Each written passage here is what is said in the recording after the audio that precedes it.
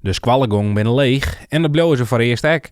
De tweede lockdown had een soort effecten op basissquallen in de regio.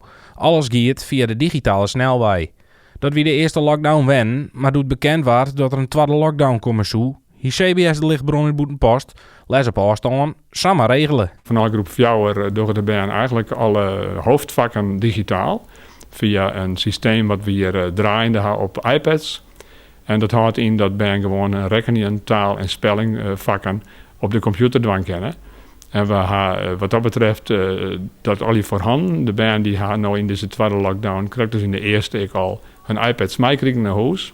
En dan kunnen ze er tussen inloggen op hun eigen systemen en lekker verder werken, maar hun werk die ze normaal op school ik doen. Het werkje via de digitale snelweg is net je van het, maar het is op dit stuit net oors. Dags stiert een leerkracht liever fysiek voor de klasse.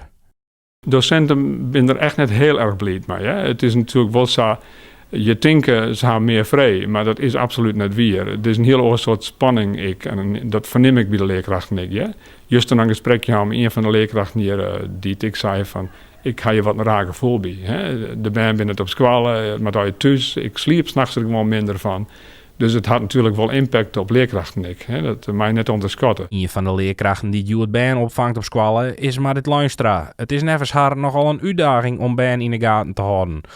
Op afstand. We was het ook heel graag inderdaad alle Ben Shen en BDH. En ja, dan had ik in beeld van hoe het gaat met de Ben en wat zal je leren. En het is toch wel moeilijk om dat vanuit van afstand bij te houden. Van groep 4 is werkjen met een iPad wil te regelen. En alles is ook online bij te houden. De leerkrachten van de groepen 1, 2 en 3 hebben een grotere uitdaging. Omdat de BN zelfs nog net door alle vaardigheden beschikken om zelfs communiceren te kunnen. Daarom hebben ze daar wat op betocht. We gaan samen een bingo-kaart maken en er staan nog opdrachten op.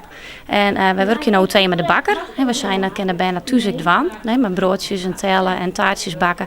Dus er staan al jaren verschillende opdrachtjes op, met talen, rekenen en lezen, van alles zit erop. En daarnaast sturen wij nog filmpjes. Dus dan doen wij lessen uit de methode die wij gebruiken. En die filmpjes sturen we op naar de band, zodat de band ik proberen we interactief meedoen kennen.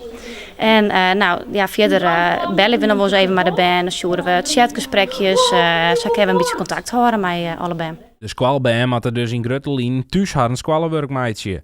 Alleen had de BN haar een ouders een vitaal beroep hebben, kunnen zij opvang worden op squallen. Ook als het leren thuis echt net goed gaat, is er een opvangmogelijkheid. Jens is hier van de BN waar zijn ouders een vitaal beroep had.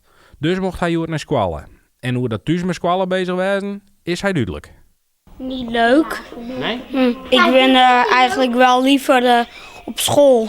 Ja? Met vriendjes om me heen. En gewoon, dat vind ik gewoon wat leuker.